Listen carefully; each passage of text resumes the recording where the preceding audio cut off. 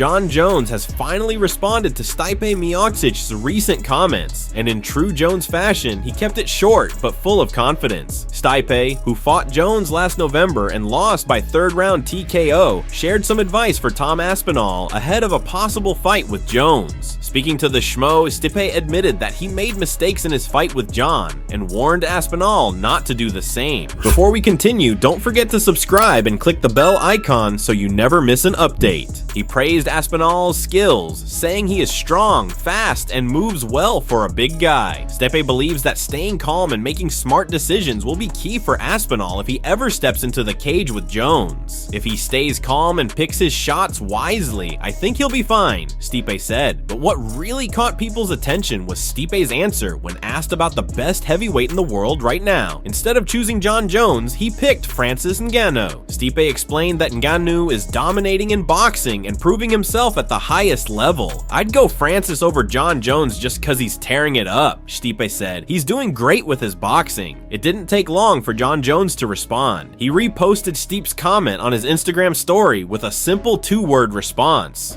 "Of course."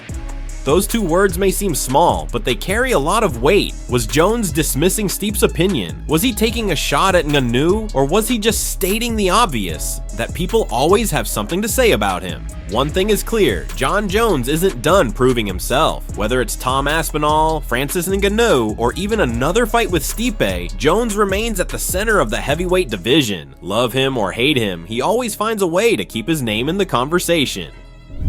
Joe Rogan has always been vocal about the fights he wants to see, and now he's got his eyes set on a massive showdown. Ilia Topuria moving up to lightweight to challenge Islam Makhachev for the title. It might sound crazy, especially considering Ilia has only defended his featherweight belt once, but Rogan doesn't care about any of that. He just wants to see fireworks. Right now, Ilia is rumored to be defending his featherweight belt in a rematch against Alexander Volkanovski at UFC 314 in Miami. Nothing is official yet, but the fight is expected to happen. Still, that doesn't stop Joe from dreaming about something even bigger. On his podcast, he made it clear he wants Ilia to go up to 155 pounds. "I really do," he said with excitement. Volkanovski fights Diego Lopez at 145 and Ilia moves up. Who cares if he's only defended the belt once? Let's go. Let's fucking go. Rogan acknowledges that it would be cool to see Ilia take on some of the other contenders at featherweight, but at the end of the day, he just wants the most exciting fights possible. And Ilia versus Islam, that's as exciting as it gets.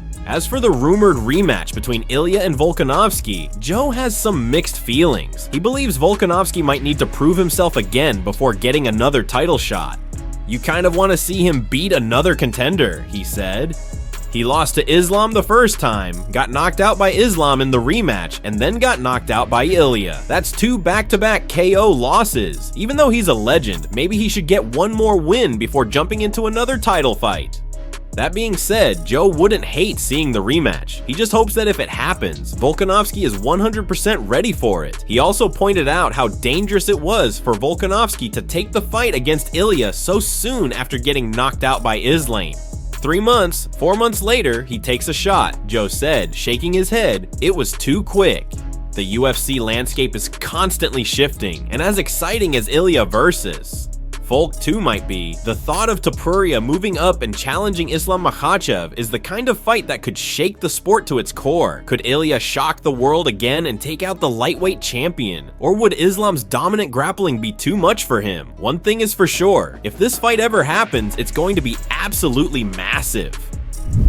Khamzat Chimaev is stirring things up again, this time taking aim at Alex Pereira on social media. If you've been following their rivalry, you know this isn't anything new. These two have been going back and forth for years. It all started long before Alex fought Israel Adesanya for the second time at UFC 287. Back then, ESPN sat down with Pereira for an interview where he shared his thoughts on various fighters. He had respectful things to say about almost everyone, except for one man, Khamzat Chimaev. That tension has never faded. heated, and today, Chimaev decided to reignite the fire. He took to X, formerly Twitter, and posted a photo of Alex Pereira getting knocked out by Israel Adesanya. Along with the image, he wrote, "Sama, wake up," followed by a laughing, crying emoji. As if that wasn't enough, he doubled down with yet another photo of Pereira getting knocked out by Adesanya and repeated, "Sama." This isn't the first time Khamzat has called out Alex. He has been vocal for years about wanting to fight him, often claiming that he would dominate him inside the octagon. Chimaev has repeatedly said that Pereira's striking may be elite, but he wouldn't stand a chance against his wrestling. On the other hand, Alex has mostly ignored Khamzat's trash talk, never giving him the kind of attention he gives to his actual opponents. But this latest jab might change things. Pereira, now the UFC light heavyweight champion, has solidified himself as one of the most dangerous fighters in the world, and while he's usually focused on fighting top contenders in his own division, Khamzat's relentless taunting could be enough to push him into responding. The real question is, will we ever see these two settle their beef inside the octagon? Fans have been calling for this fight for a long time. Khamzat has shown interest in fighting at middleweight and light heavyweight before, and if the UFC wants to book a blockbuster fight, this would be one for the ages. Chimaev's aggressive wrestling versus Pereira's deadly striking, it's a clash of styles that could create a truly unforgettable fight. For now, it's just words on social media, but if Alex Pereira decides to respond, things could get interesting real fast. Will he take the bait and fire back at Khamzat, or will he stay silent and let his fists do the talking in the cage? One thing's for sure, this rivalry is far from over.